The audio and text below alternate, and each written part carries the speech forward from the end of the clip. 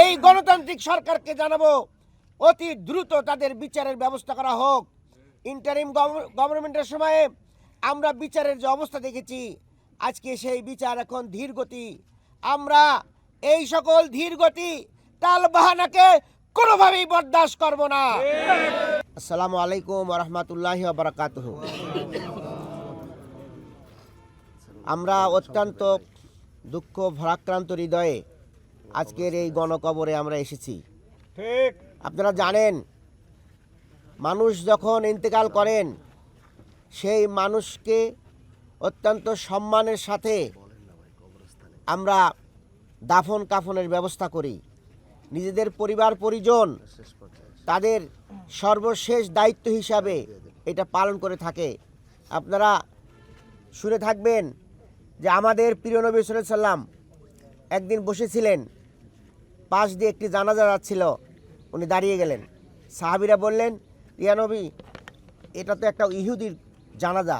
তিনি বললেন, ইহুদি খ্রিস্টান মুসলিম কোনো বিষয় নয়, তিনি একজন মানব সন্তান, তার শেষ বিদায় আমাদের সম্মান করা দরকার। প্রিয় ভাইয়েরা, আজকে এখানে যে গণকবরে যারা শুয়ে আছেন তাদের পরিবারের লোকজন জানে না, তার মা বাবা ভাই বোন আত্মীয় স্বজন কেউ জানে না এখানে কিভাবে কি অবস্থায় তাকে দাফন করা হলো।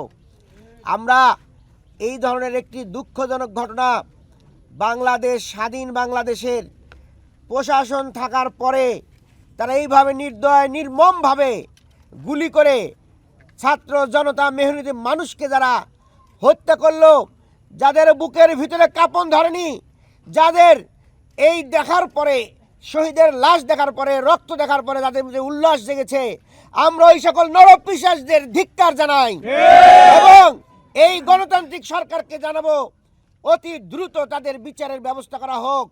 ইন্টারিম গভর্নমেন্টের সময়ে আমরা বিচারের যে অবস্থা দেখেছি, আজকে সেই বিচার এখন ধীর গতি। আমরা এই সকল ধীর গতি টাল বাহানাকে কোনোভাবেই বরদাস্ত করব না।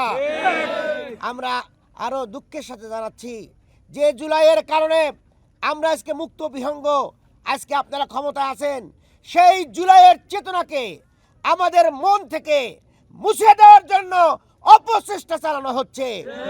আমরা বলবো, আমাদের প্রিয় ভাই ওসমান হাদি বলেছেন, জান দেব তবু জুলাই দেব না।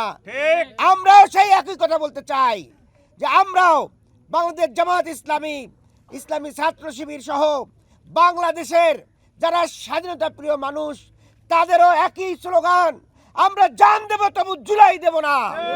প্রিয় ভাইয়েরা, এই জুলাইয়ের চেতনাকে, এই জুলাইয়ের গণভোটকে, এই জুলাইয়ের গণভোটের আলোকে যে সংস্কার, সেই সংস্কার যদি না হয় তাহলে আবারও বাংলাদেশে আরেকটি অনিবার্য বিপ্লব হবে ইনশাআল্লাহ। প্রিয় ভাইয়েরা, সেই বিপ্লবে আমাদেরকে এই শহীদদের মতোই এগিয়ে আসতে হবে। আসুন আমরা সবাই মিলে এই শহীদদের সেই স্বপ্ন বাস্তবায়নে আমরা দৃঢ়ভাবে ভূমিকা রাখি এবং প্রশাসনের রক্তচক্ষুকে এড়িয়ে এগিয়ে যাই, তবেই আমরা সফলকাম হব। আমি পরিশেষে শহীদদের আত্মার মাগফিরাত কামনা করে সবাইকে ধন্যবাদ জানিয়ে আমার কথা এখানে শেষ করছি। আল্লাহ হাফেজ।